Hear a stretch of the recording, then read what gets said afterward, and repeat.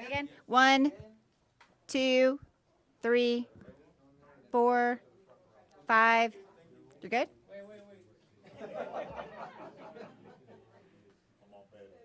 Come on, Pedro, come on.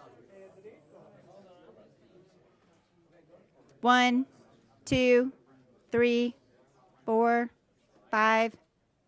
Everybody's good?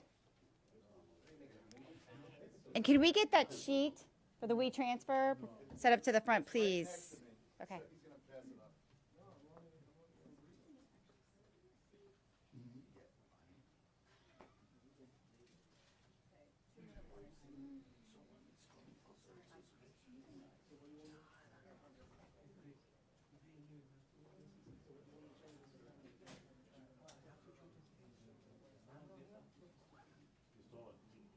He looks serious because you're going to be my pick.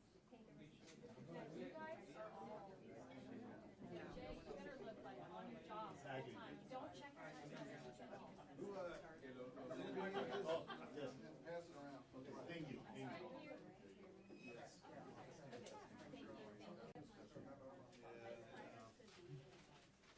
That thing doesn't tilt down? Did you get too much of the ceiling? No, I mean that. Yeah, well, it's still, yeah, but the ceiling looks bad too. The ceiling's worse. Now we get a little more head. Or unless you can zoom, you know what? Tilt it down, and then you zoom in. Yeah. Just because it looks bad when you see the ceiling. Yes. Anyway, it landed in the group. It landed? Okay. Thank you.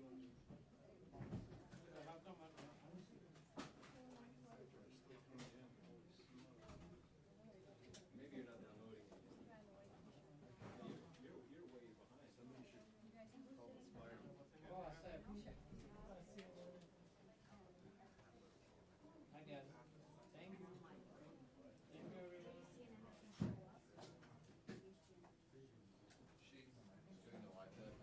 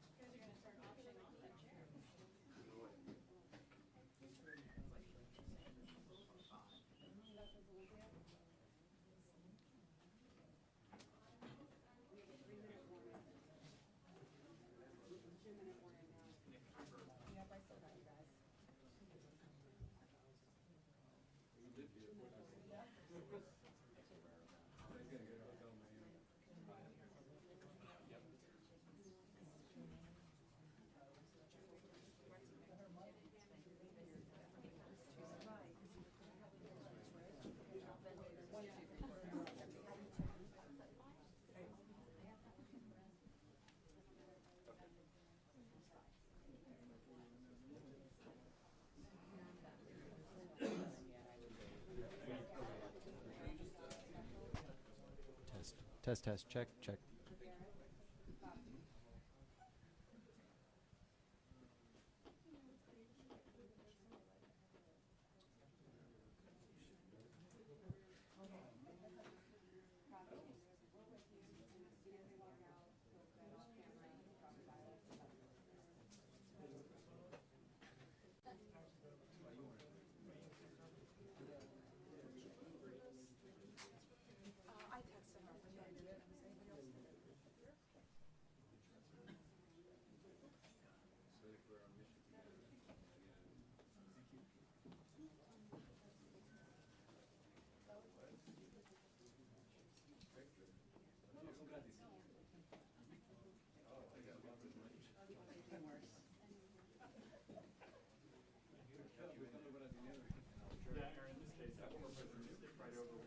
Introspective series on assassination attempts. It calls for unity, as we saw at the Republican National Convention. Now the president is just angry. We see in the social media posts, even the one or two interviews that he has given thus far, blaming this second attempt on his life on the rhetoric of the vice president and of President Biden. Lashing out, we're seeing it from his campaign with calls from Harris and Biden to denounce those in the Democratic Party who suggested that Donald Trump is a threat to democracy.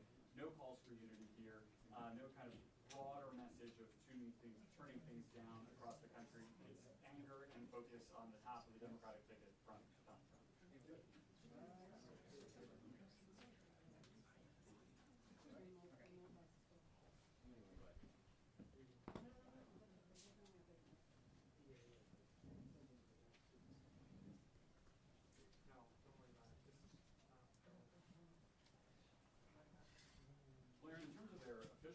schedule? The answer is no. The campaign's been very clear that Donald Trump's going to continue with his campaign events this week. He's got a town hall in Michigan tomorrow. He's an event tonight at Mar-a-Lago that has nothing to do with the campaign. He's launching a new crypto program just for his own personal brand. All of that is the show must go on. But what changes might be being made to the security posture around some of these events, or how things like the rest of the former president's schedule, like a golf outing, which is typically treated as what we call an OTR movement, a lot less of the visible security preparations, the security screenings, a smaller package of Secret Service and other officials traveling around. And if those changes are being made, we don't know about them yet, and we may not ever be told about them. The Secret Service may simply decide to make those changes unilaterally and quietly.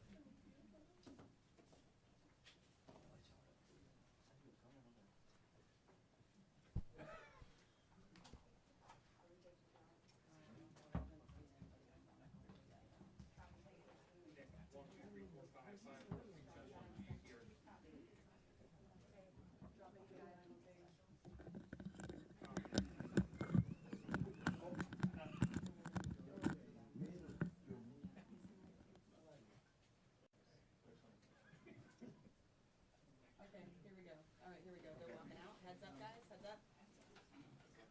Yep. They're walking in. Check 1, 2, 3, 4, 5, 6, 7, 8, 9, 10, which is getting underway. Heads up, so you're not going to hear from me for a while. Space yourself like one on one side, one on the other, one on one side of the flag, and one on the other. Okay, now.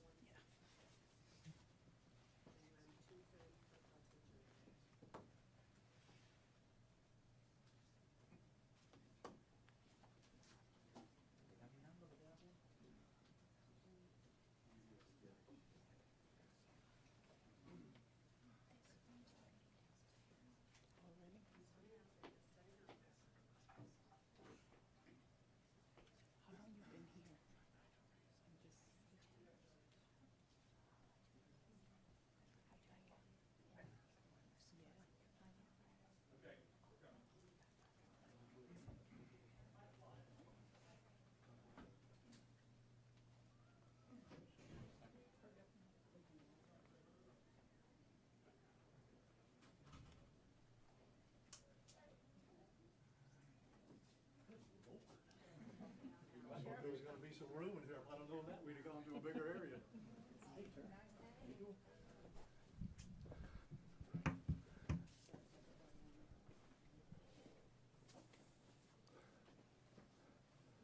Okay, just a couple little housekeeping things here, in case you haven't been with me at a press conference. We, meaning the gentlemen that are up here, which is the U.S. Attorney, FBI, Secret Service, we're going to give you everything that we have. We're going to give you the latest updates. They're going to tell you what's going on with the investigation, everything. And then we're going to do a limited amount of questions. So make them good, all right? Don't get into what if and all this. Get legitimate questions. We got it? Yes, sir. Okay, everybody ready? Yes, sir. Okay.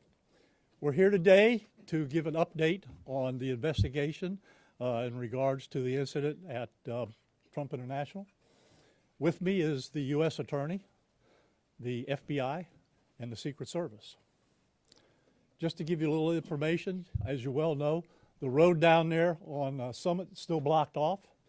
It will be blocked off probably for the remainder of today and probably a good portion of tomorrow until some of the investigative things need to be done and finished. But we're accommodating people in and out, getting them to the library, getting them to the post office, so the public is not going to be that far inconvenienced. The security level at Mar-a-Lago is the highest it can possibly be now. The road closures are back in place and will remain there.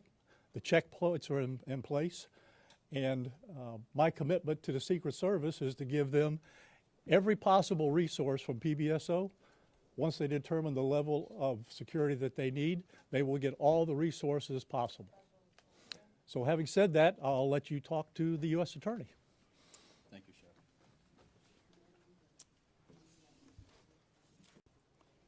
Good afternoon. Thank you for joining us today. My name is Mark Lapointe. I am the United States Attorney for the Southern District of Florida. I want to start by expressing my deep gratitude to Sheriff Rick Bradshaw of Palm Beach County Sheriff's Office for hosting today's press conference and for his department's assistance with this matter. I'm truly grateful for your leadership, sir. I'm also pleased to be joined by our partners in federal law enforcement from the FBI and the United States Secret Service, and also from ATF.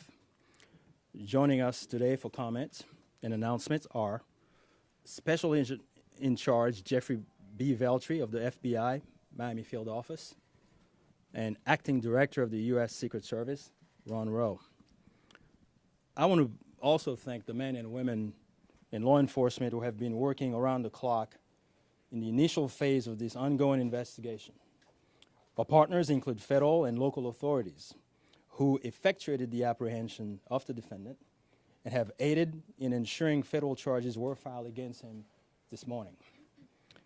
We're here to announce that Ryan Wesley Routh, 58 years old, of Hawaii, has been charged by a criminal complaint in the Southern District of Florida with firearms offenses related to an incident which occurred yesterday at Trump International Golf Course right here in West Palm Beach. Routh was charged federally with possession of a firearm by a convicted felon and possession and receipt of a firearm with an obliterated serial number. He had his initial appearance today before Magistrate Judge Ryan McCabe in the federal courthouse in West Palm Beach. According to the allegations in the complaint, a U.S. Secret Service agent walking the golf course perimeter saw what appeared to be a rifle poking out of the tree line. After the agent fired a service weapon in the direction of the rifle, a witness saw a man later identified as Ralph fleeing the area in the tree line. Routh was later apprehended by officers from the Martin County Sheriff's Office in coordination with the Palm Beach County Sheriff's Office. The complaint alleges that in the area of the tree line from which Routh fled, agents found a digital camera, a backpack, a loaded SKS-style rifle with a scope, and a black plastic bag containing food. The serial number on the rifle was obliterated. According to the complaint, Routh was convicted of felonies in North Carolina in December 2002 and March 2010, and therefore was prohibited from possessing a firearm. The FBI is leading this investigation, this ongoing investigation. As the Attorney General stated earlier today, the FBI is continuing its investigation of this incident as an assassination attempt upon the former president. The investigation remains at its early stages. The entire Justice Department, including the FBI, the United States Attorney's Office for the Southern District of Florida, and the National Security Division are coordinating closely with our law enforcement partners to fully investigate and prosecute this matter. The charges we're announcing reflect the strong collaboration of the agencies represented here. The U.S. Attorney's Office, the Department of Justice, would be unable to carry forth our mission without the invaluable assistance of our federal, state, and local law enforcement partners. I would like to thank the Bureau of Alcohol, Tobacco, Firearms, and Explosives, and we have Chris Robinson here, Special Agent in Charge, and your Secret Service for the invaluable assistance they have been providing. I would also like to recognize the Palm Beach County and Martin County Sheriff's Offices for apprehending the defendant. Again, without the local authorities to assist in those things, it would be literally impossible to accomplish the things we're able to accomplish on the federal side. I want to personally express my gratitude to the attorneys with the U.S. Attorney's Office for the Southern District of Florida and the Counterterrorism Section of the Justice Department's National Security Division for their nonstop work over the last 24 to 30 hours. Together, we will continue to work tirelessly to ensure accountability and the pursuit of justice. At this time, I will invite FBI Special Agent in Charge Jeff Veltri to the podium. After Special Agent in Charge Veltri completes his remark, Acting Director of the U.S. Secret Service, Ron Rowe, will provide remarks before we open the floor for a few questions. On our end, given that this is a pending matter before the court and the investigation is ongoing, all comments will be limited. Thank you very much. Jeff.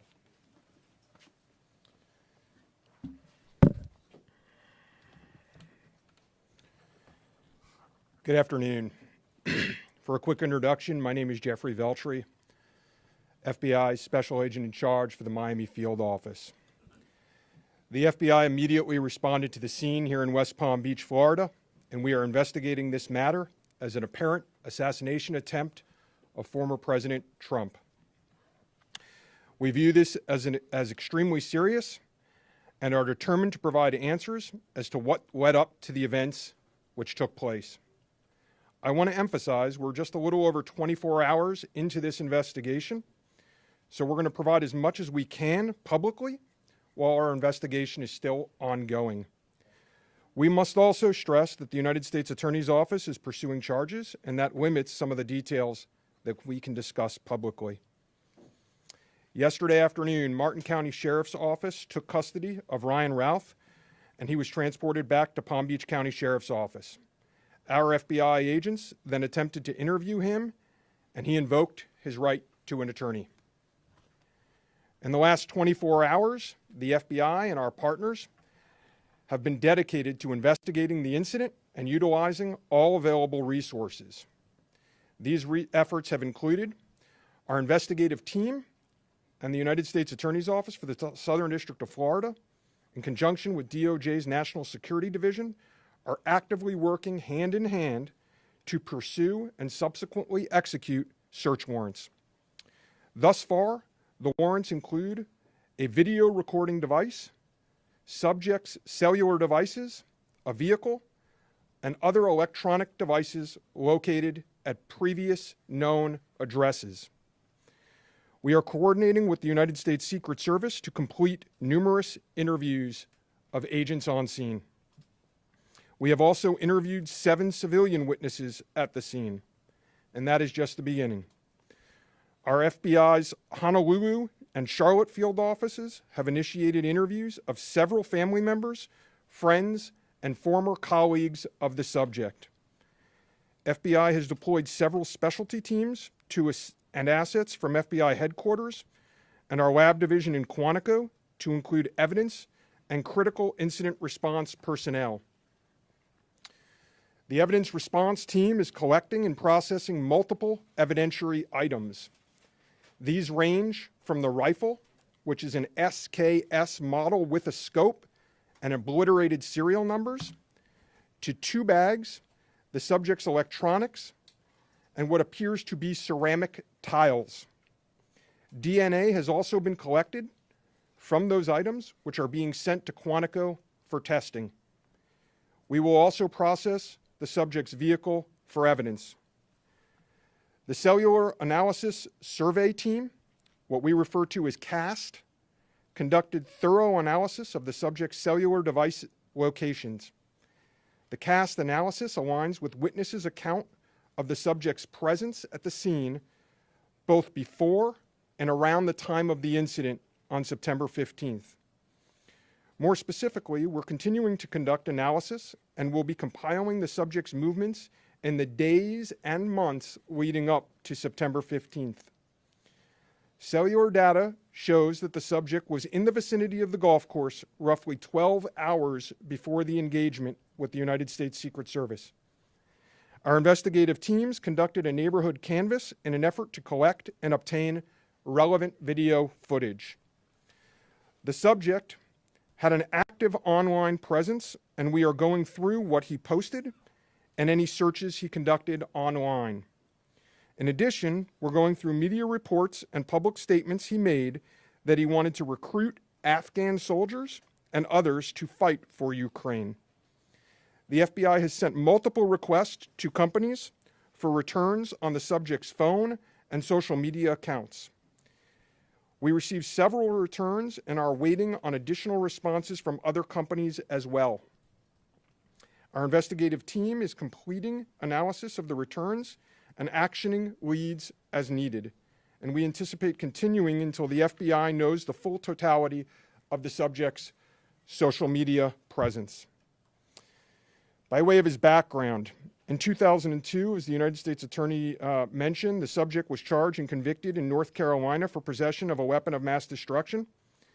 Law enforcement checks also revealed that from 1997 to 2010, the subject had numerous felony charges for stolen goods. I can also share with you that he was the subject of a previously closed 2019 tip to the FBI where it was alleged he was a felon in possession of a firearm. In following up on the tip, the alleged complainant was interviewed and did not verify, I repeat, did not verify providing the initial information. The FBI passed that information to local law enforcement in Honolulu. On behalf of the FBI, I would like to thank the Palm Beach County Sheriff's Office and Martin County Sheriff's Office for their incredible work in actioning the witnesses' information and rapidly apprehending the subject. I would also like to thank the United States Secret Service, the United States Attorney's Office for the Southern District of Florida, the Department of Justice's National Security Division, the Bureau of Alcohol, Tobacco, Firearms, and Explosives, and our FBI field offices in both Honolulu and Charlotte, who have been conducting additional law enforcement activity related to the subject. Your continued partnerships have been invaluable. Oftentimes in law enforcement, we tell citizens to be vigilant and aware of their surroundings. Yesterday, a citizen provided remarkable assistance, which led to the arrest of this subject.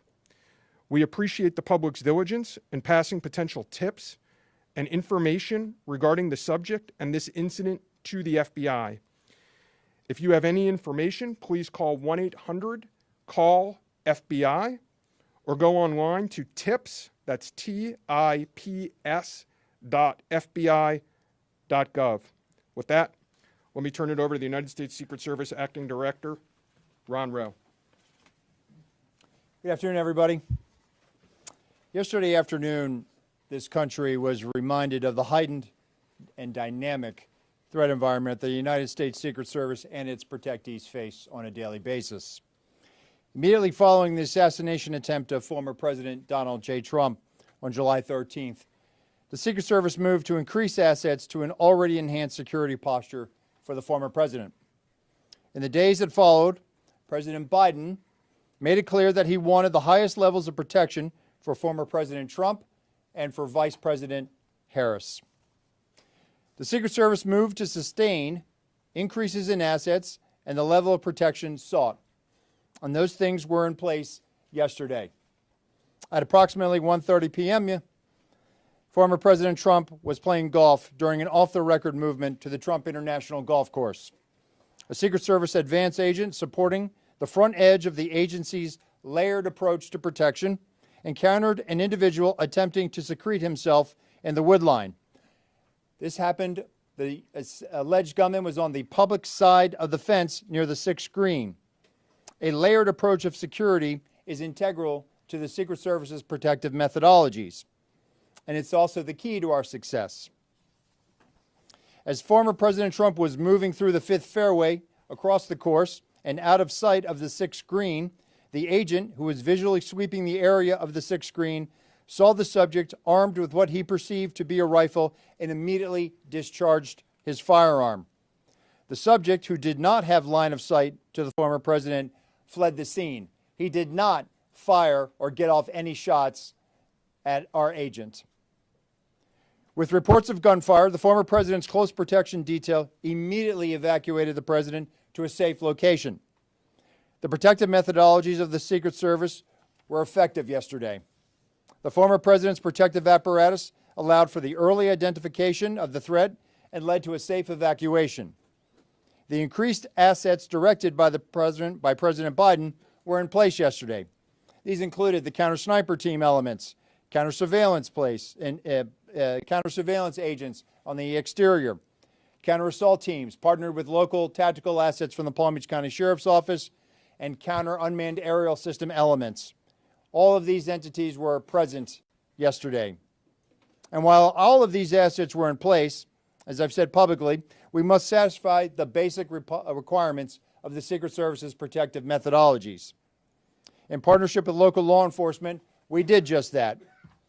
And the agents' hypervigilance and the detailed swift action was textbook. And I commend them and our partners for an exemplary response in keeping former President Trump safe. And I will tell you, having served in local law enforcement in Palm Beach County, I can state that I am tremendously impressed and appreciative for all of the efforts of the Palm Beach County Sheriff's Office and Sheriff Schneider with the Martin County Sheriff's Office. But what was critical to this was the quick reaction, the response, the hypervigilance of the men and women of the United States Secret Service, who since July 13th have been rising to meet an unprecedented and hyper-dynamic threat environment. And they are rising to this moment, and I could not be more proud of them and the way they have executed, not only yesterday, but what they're doing today and what they are doing tomorrow and what they will always do because it is their duty. Thank you.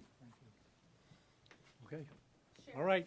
Well, go slow here, folks. All right. Don't everybody do it at once. Ask who you want to answer the question, and then give the question. I have a question for you, Director.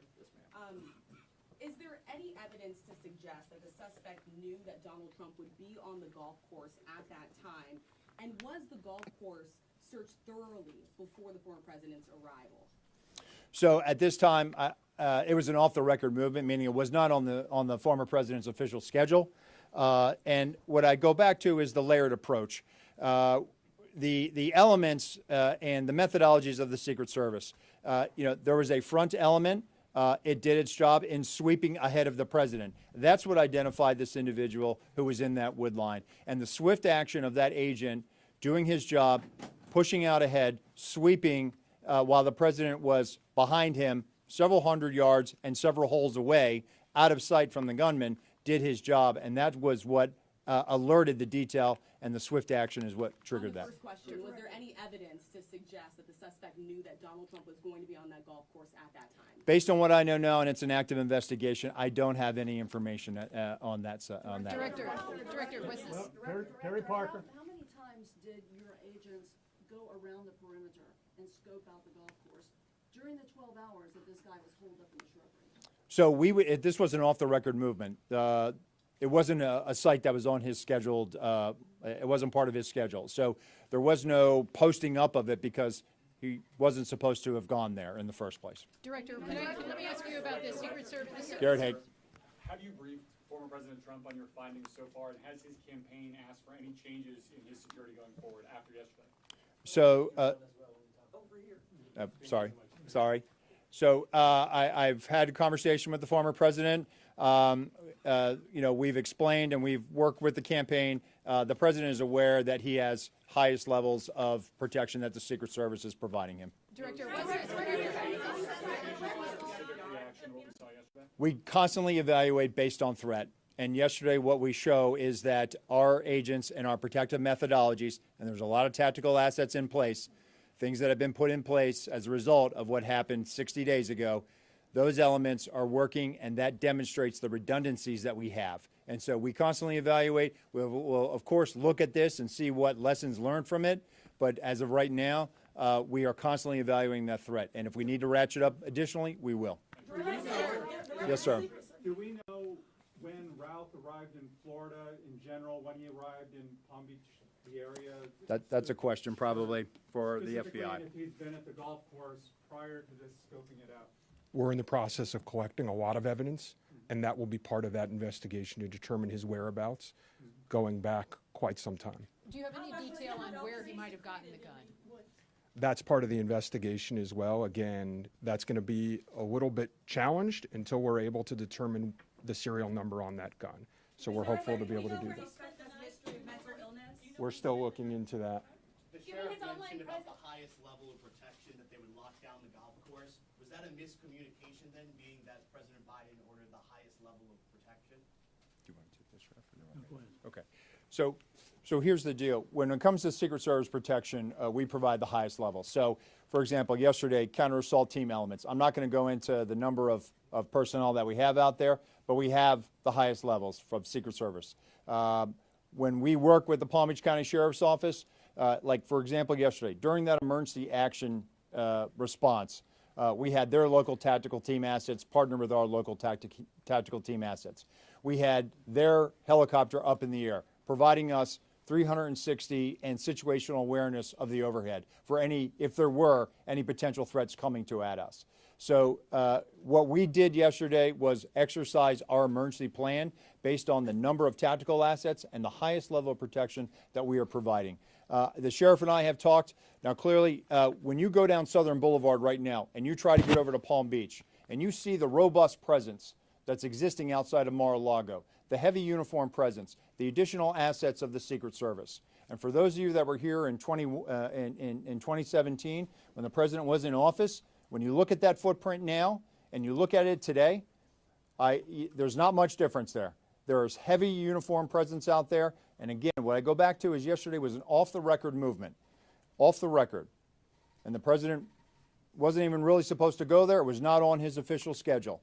And so we put together a security plan, and that security plan worked. Special Agent Daltrey, in terms of him being in the vicinity, Special Agent Daltrey, in terms of him being in the vicinity, based on his phone records, is there any evidence to show that Routh was in the vicinity in the area before Sunday? And when you say in the vicinity, does that mean right there at that spot in those bushes, or could it have been, down the street at a restaurant? It was in very close proximity to where he was spotted by the Secret Service. In terms of your first question, whether he was there earlier, our investigation is still looking to determine that.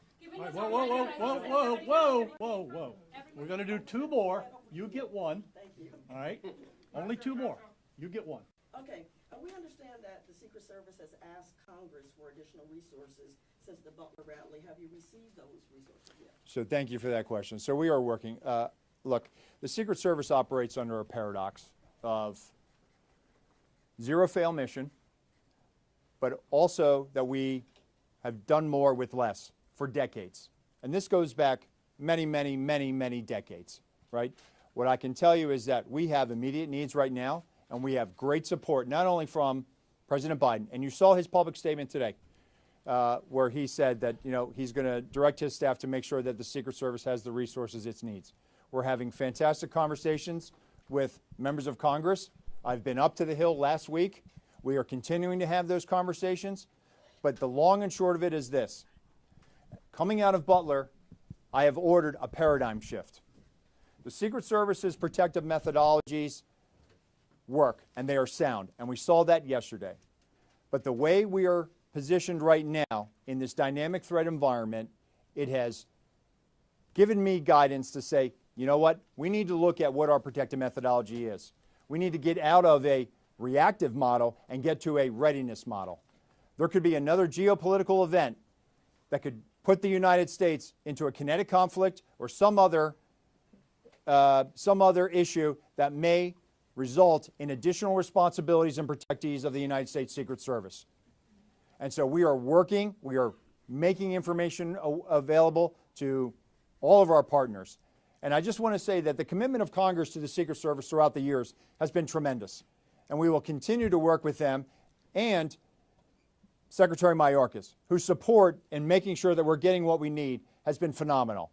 He is one of our biggest champions and our advocate. And so we're having these conversations, and I feel confident that we will get what we need. We have immediate needs. We have future needs, too. I need to make sure that our counter snipers are the best trained counter snipers in the world, that they are exactly doing what we need them to do, and that they match counterparts in the military, in Tier 1 forces. And right now, we are working with Congress to make sure that we get those for our training facility. We also have a necessary need to make sure that we're getting the personnel that we have. And that requires us to be able to have the funding to be able to hire more people. You can't just give me money and say, hey, we're going to make sure that everybody gets overtime. Because the men and women of the Secret Service right now, we are redlining them. And they are rising to this moment, and they are meeting the challenges right now. And if you look back at their body of work over the last 60 days, the Republican National Convention in Milwaukee, the Republican National Convention in Chicago, a visit of Prime Minister Netanyahu to Washington, D.C., and to West Palm Beach, which Palm Beach County Sheriff's Office supported. And then we go into the presidential debate in Philadelphia last week. And for those in the media that have been to a national special security event, if you saw the National Constitution Center last week, what you saw was pretty much a mini national special security event with the number of assets that were on that perimeter. And so our folks are rising to this moment, but it requires all of us to be able to have good conversations and make sure that we're getting the Secret Service where it needs to be. And I'm confident that we will achieve that because we don't have an alternative. Success, we have to have it every day. We cannot have failures. And in order to do that, we're going to have some hard conversations with Congress, and we're going to achieve that. Last question, one more. The special agent in charge of the FBI, Yes, sir. did he act alone? Did he have some kind of help? At this point, we're still exploring that, investigating that. Our investigation will determine that.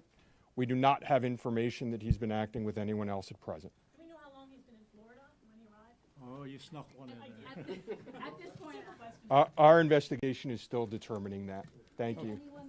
All right. Anyhow, nope, that's it. We're not gonna do any more. All right, you got a lot of information there. The last thing I will tell you is, like the director of the Secret Service says, you know, the president called me last night, President Trump. He thanked me for everything that we did along with the Secret Service. He knows we work great together, and he feels safe. That's important because he is. And what we did yesterday proves that the system can work because the suspect didn't even get close to getting a round off, and we apprehended him and brought him to justice. So we're very, very proud of that. Thank you, folks, for being here. I appreciate it.